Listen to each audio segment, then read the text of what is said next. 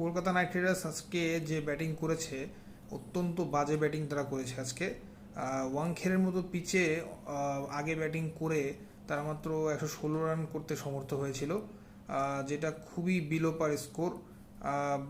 এরকম একটি ফ্ল্যাট পিচে আপনাকে অন্তত পক্ষে 180-90 রান তো করতেই হবে, সম্ভব হলে 200-র উপরে রান করতে হবে, কিন্তু সেখানে তারা করেছে মাত্র 116।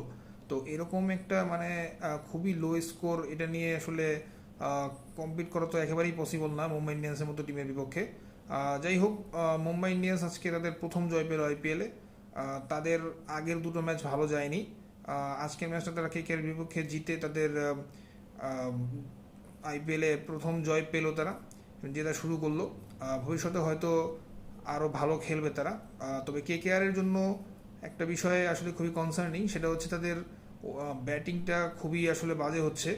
গত 3টি ম্যাচের মধ্যে রাজস্থান রয়্যালসের বিপক্ষে ম্যাচটি বাদ দিলে প্রথম ম্যাচটাতেও তাদের আসলে কলাপস হয়েছিল, তারা ভালো ব্যাটিং করতে পারেনি। আজকের ম্যাচও তাদের ব্যাটিং একেবারেই ভালো হয়নি। তাদের ব্যাটসম্যান আসলে সত্যি কথা ফর্মে নেই। সুনীল নারিন বা কুইন্টন ডিকক তারা ওপেনিংয়ে ফ্লাইং স্টারে নিতে পারছেন না। প্রায় সময় দেখা যাচ্ছে তারা খুব দ্রুত আউট হয়ে যাচ্ছেন। পাশাপাশি ভেঙ্কাটেশ আয়ার, এই ছেলেটি আসলে যতটা আশা করে তাকে কেনা হয়েছিল, কিন্তু সে আসলে সেই পারফর্ম করতে পারছে না। পাশাপাশি আন্দ্রে রাসেল ভালো পারফর্ম করতে পারছেন না। গত বছর উনি ফর্মে ছিলেন এবং দলকে জেতাতে সহযোগিতা করেছেন, কিন্তু এই বছর উনি ভালো পারফর্ম করতে একেবারেই পারছেন না।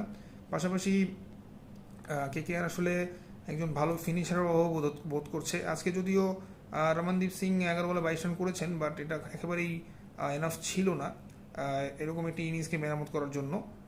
যদিও বা তাদের বোলাররা আসলে ট্রাই করেছিলেন, কিছু ভালো বল আমরা দেখেছি তাদের বোলারদের পক্ষ থেকে, কিন্তু এরকম একটি ছোট টোটাল আসলে ডিফেন্ড করাটা খুবই মুশকিল। তো কেকেআর সেটি পারেনি। কেকেআর বর্তমানে পয়েন্ট টেবিলের একেবারেই তলানিতে আছে 10 নম্বরে। এটা অত্যন্ত দৃষ্টিকটু, কারণ কেকেআরের মতো এরকম একটি তারকাবহুল দল তারা 10 নম্বরে থাকবে আইপিএলের মতো একটি টুর্নামেন্টে, এটা একেবারে মেনে নেওয়া যায় না। গৌতম গম্ভীরের অভাবটা আসলে কেকেআর খুব বেশি করে বোধ করছে, এটা আমরা দেখতে পাচ্ছি। তো আশা করি ভবিষ্যতে কেকেআর এই বিষয়গুলো দিকে নজর দেবে এবং তারা ভালো করবে।